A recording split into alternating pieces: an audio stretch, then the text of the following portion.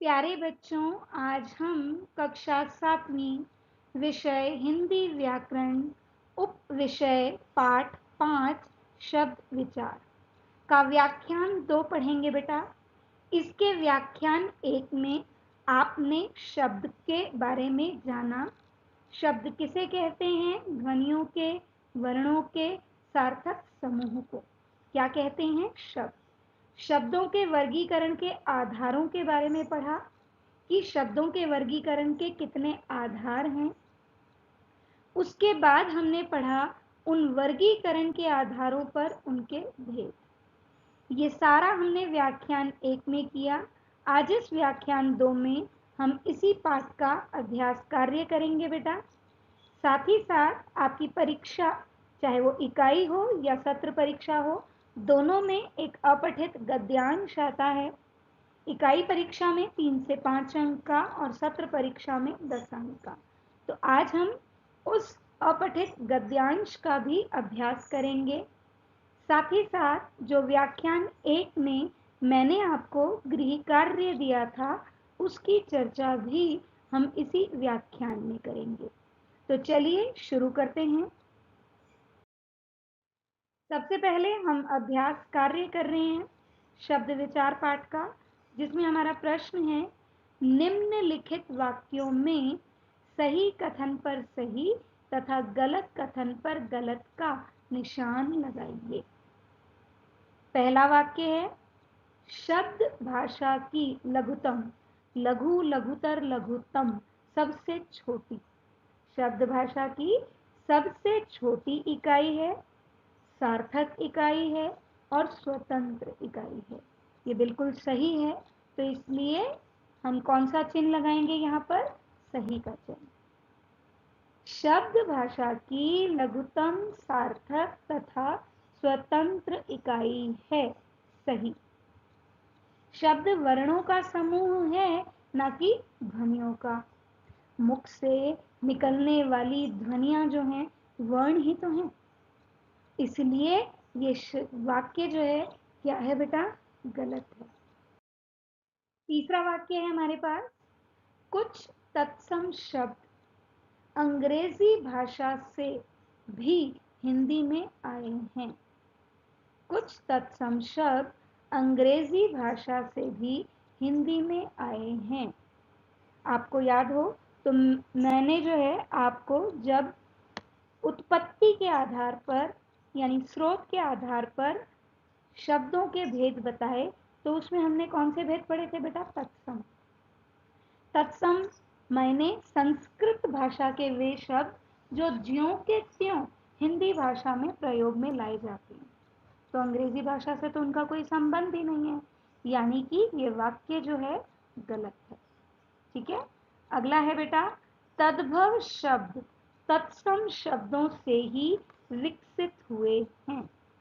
ठीक है, ये वाक्य जो है बिल्कुल सही है।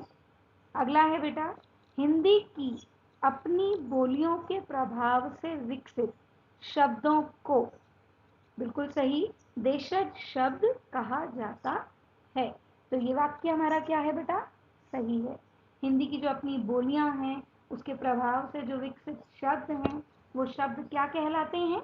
देशज शब्द, यानी देसी शब्द।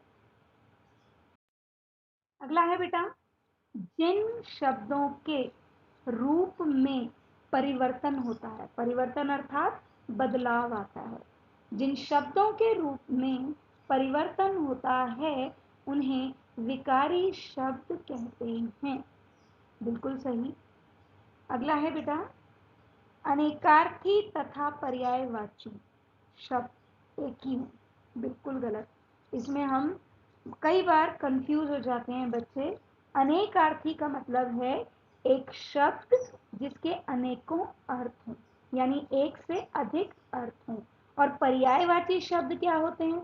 पर्यायवाची शब्द वे शब्द होते हैं जो एक ही शब्द के लिए कई जो अलग अलग शब्द हैं उनका प्रयोग किया जाता है।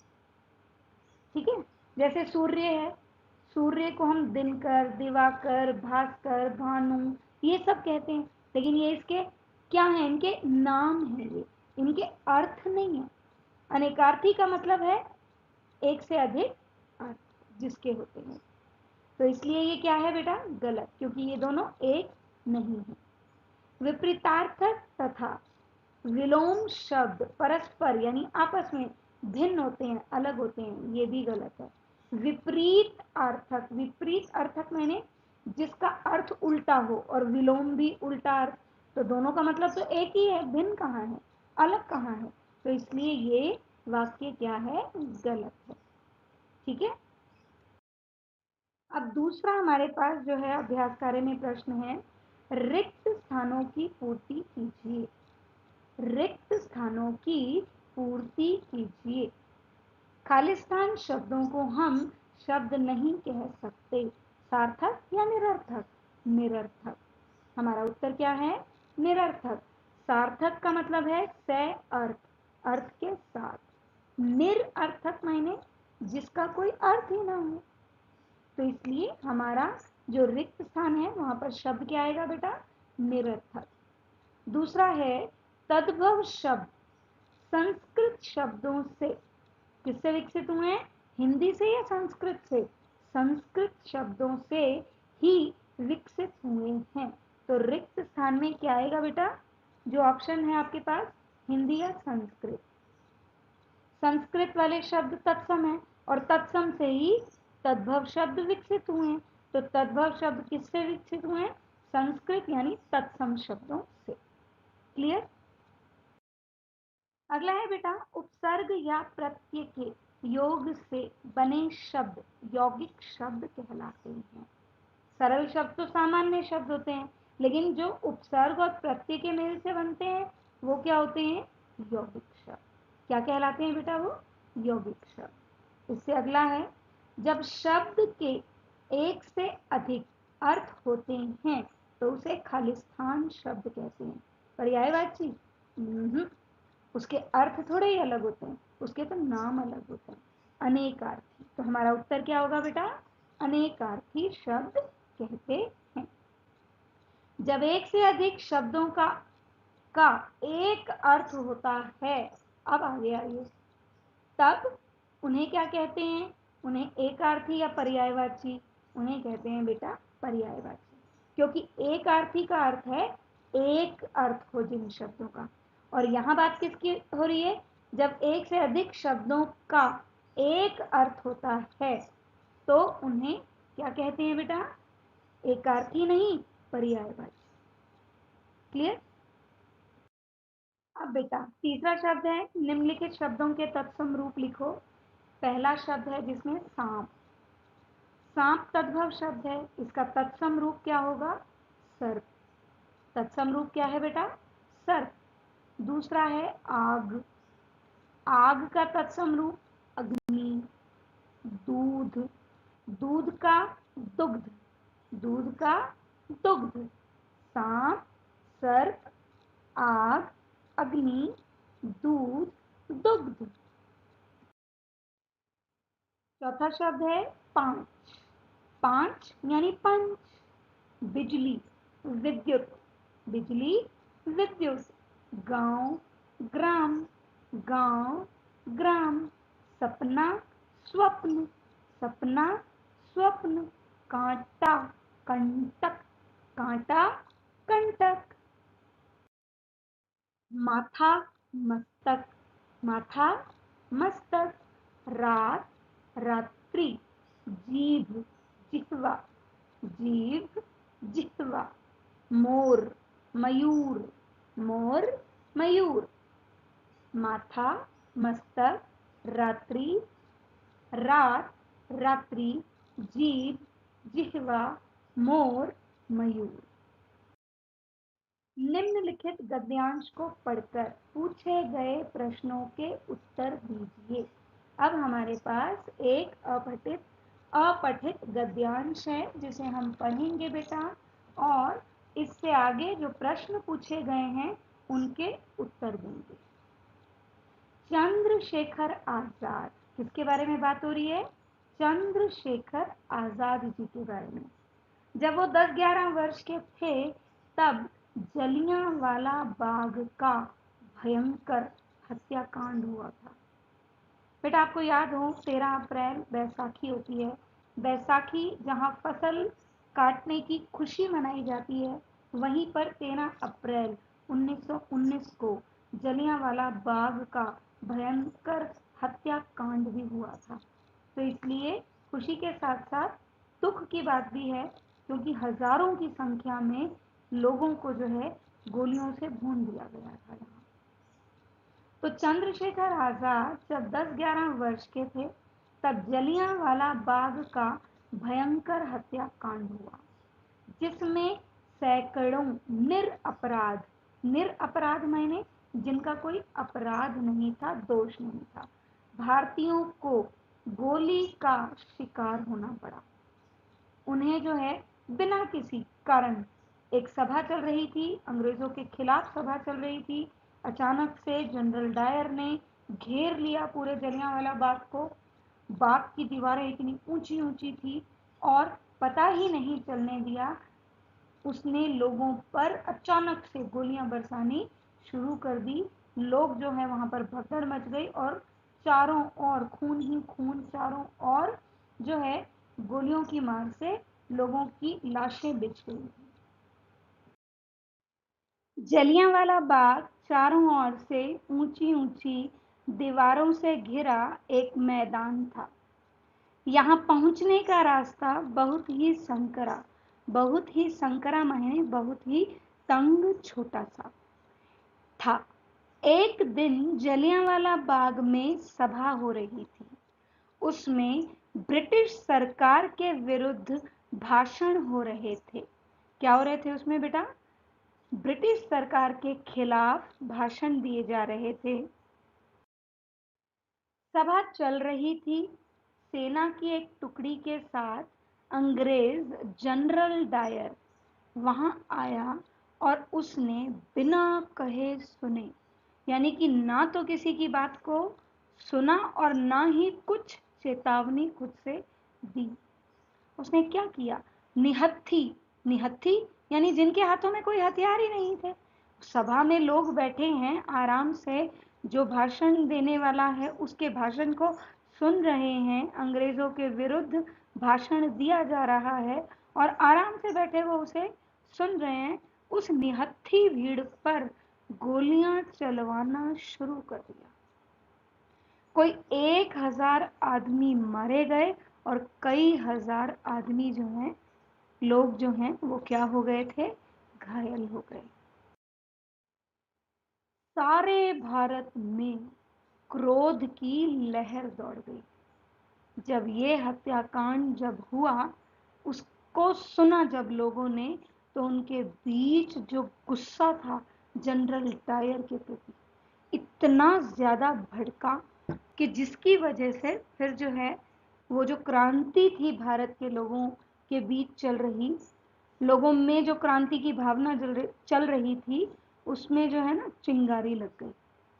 आजाद ने भी इस दर्दनाक घटना का वर्णन सुना। तो आजाद जी ने भी इस घटना के बारे में सुना।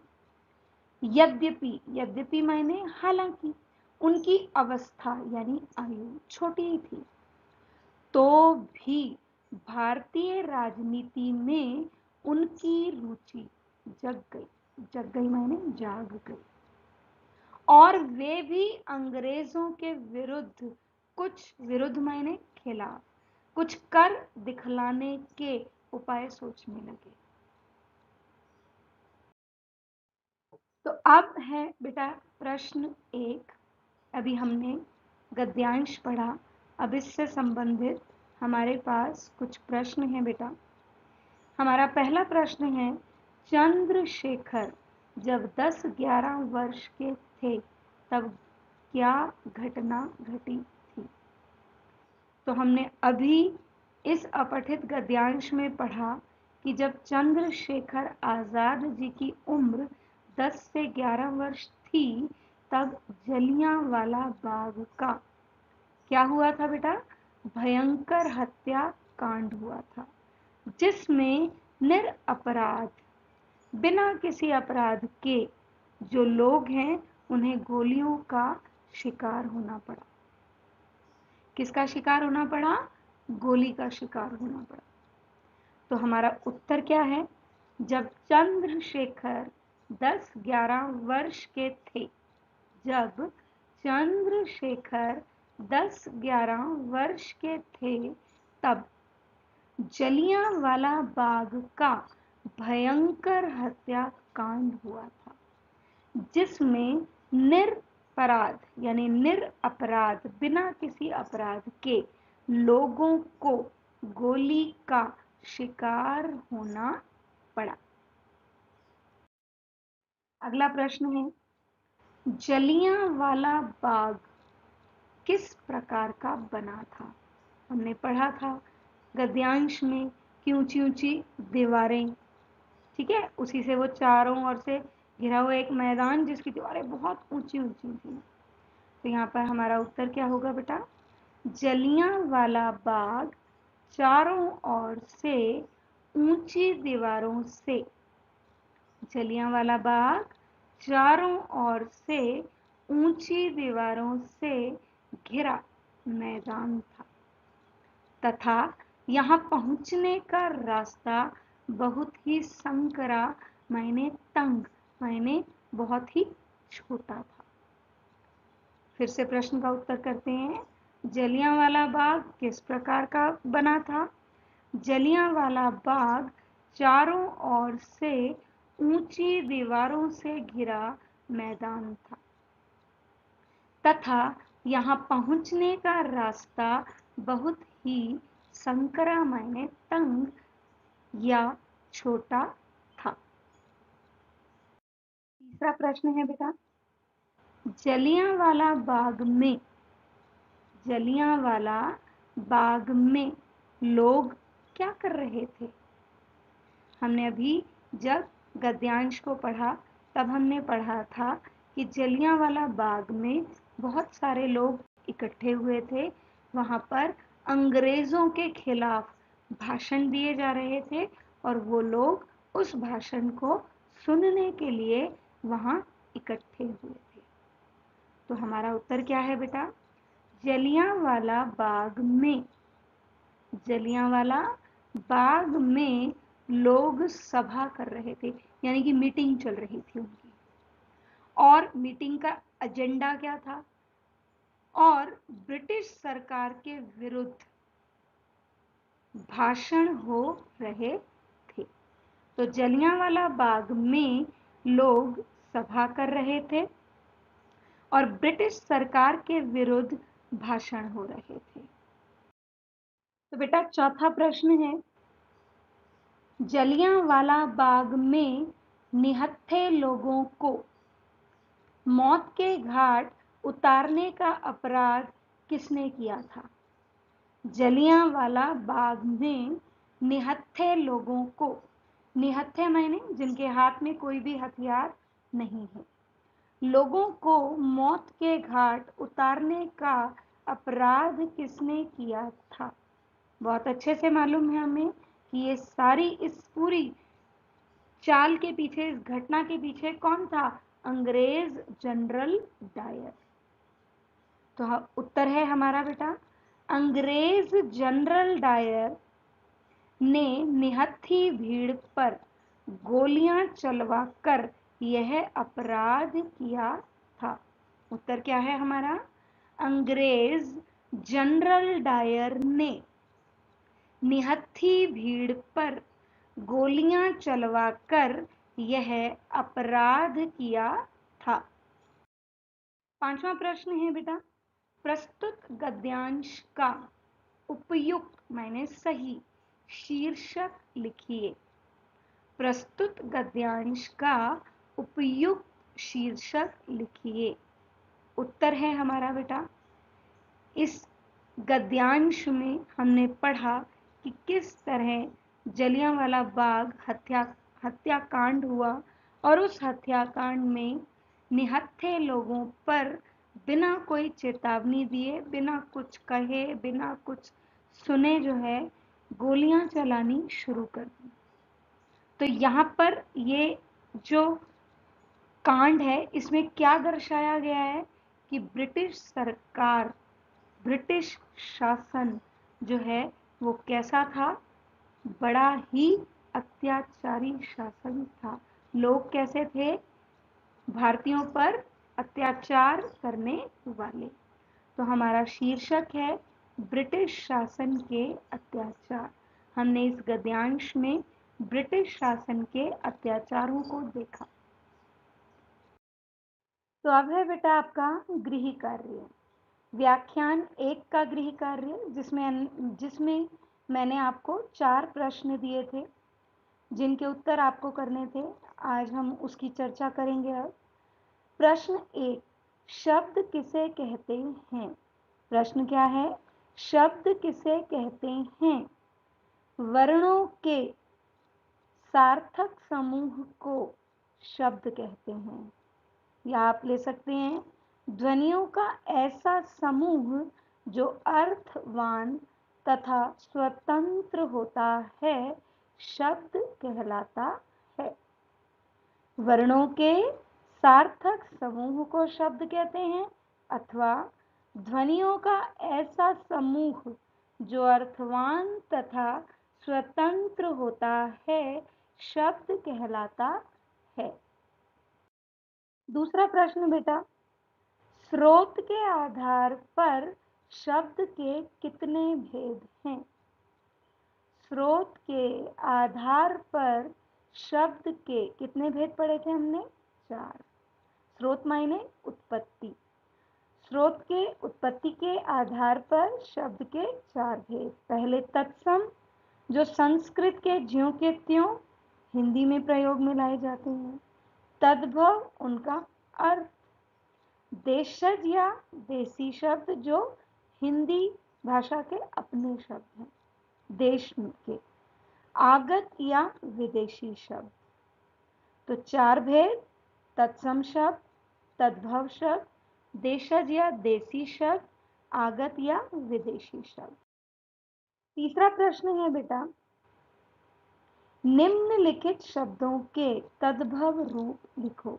ये तत्सम शब्द हैं, इनके तद्भव रूप लिखने को दिए थे मैंने आपको।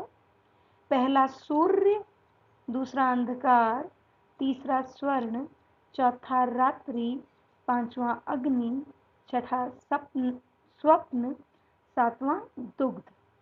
सूर्य, अंधकार, स्वर्ण, रात्रि, अग्नि, स्वप्न, दुग्ध। तो पहला तत्सम शब्द सूर्य, तद्भव होगा सूरज। क्या होगा तद्भव? सूरज। दूसरा तत्सम शब्द अंधकार, अंधकार का अंधेरा, अंधकार का अंधेरा। तीसरा तत्सम शब्द है बेटा स्वर्ण, सोना, स्वर्ण, सोना। चौथा है रात्रि, रात, रात्रि, रात। अग्नि, आग। स्वप्न, सपना। दुग्ध, दूध। तो बेटा चौथा और अंतिम प्रश्न है, निम्नलिखित शब्दों में रूढ़, यौगिक और योग रूढ़ शब्द अलग अलग करके लिखो। ये कुछ शब्द दिए हैं, इनमें से कुछ शब्द रूढ़ हैं, कुछ यौगिक हैं और कुछ योग रूढ़ हैं।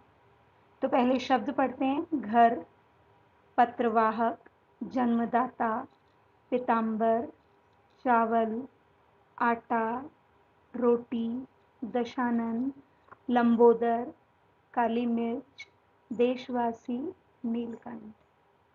घर मूल शब्द है, टुकड़े करने पर कोई अर्थ नहीं मिल रहा, तो ये जाएगा बेटा रूढ़ शब्द में। दूसरा है पत्रवाहक, ये यौगिक शब्द है। जन्मदाता, जन्म देने वाला, ये भी एक यौगिक शब्द है।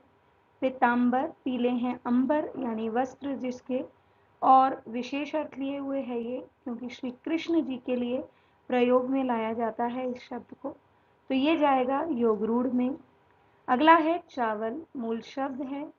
रूढ़, आटा, रूढ़, रोटी, रूढ़ शब्द। दशानन, दश है आनंद जिसके, अर्थात रावण, तो ये भी विशेष अर्थ लिए हुए है, इसलिए योग रूढ़ में जाएगा।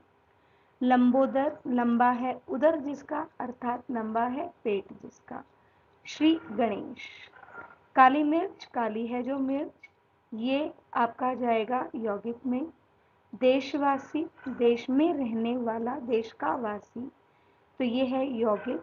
नीलकंठ, नीला है कंठ जिसका अर्थात शिव, तो ये विशेष अर्थ लिए हुए है, तो ये शब्द है योग रूढ़। तो रूढ़ शब्द घर, यौगिक है हमारे पास पत्रवाहक, फिर योग रूढ़ है पीताम्बर। इसके अलावा रूढ़ शब्द में हमारे पास है आटा, चावल, रोटी। यौगिक में जन्मदाता, काली मिर्च, देशवासी, और योग रूढ़ में दशानन, लंबोदर, नीलकंठ। तो बेटा ये व्याख्यान 1 का गृह कार्य। आज हमने व्याख्यान 2 शब्द विचार का व्याख्यान 2 पढ़ा, जिसमें हमने अभ्यास कार्य किया। साथ ही साथ अपठित गद्यांश जो कि आपकी परीक्षा में आना है, उसे भी हमने, उसकी भी चर्चा की, और अंत में हमने व्याख्यान 1 का गृह कार्य जो है उसकी चर्चा की। तो बेटा आपका आज का गृह कार्य है कि जिस भी ये पूरे वीडियो में जो भी चर्चा यानी अभ्यास कार्य, अपठित गद्यांश और ये गृह कार्य जो आपके साथ डिस्कस हुआ, जिसकी चर्चा हुई, ये सारा जो है आपको याद करना है। क्या करना है बेटा? याद करना है। तो धन्यवाद, मिलते हैं अपने अगले लेक्चर में।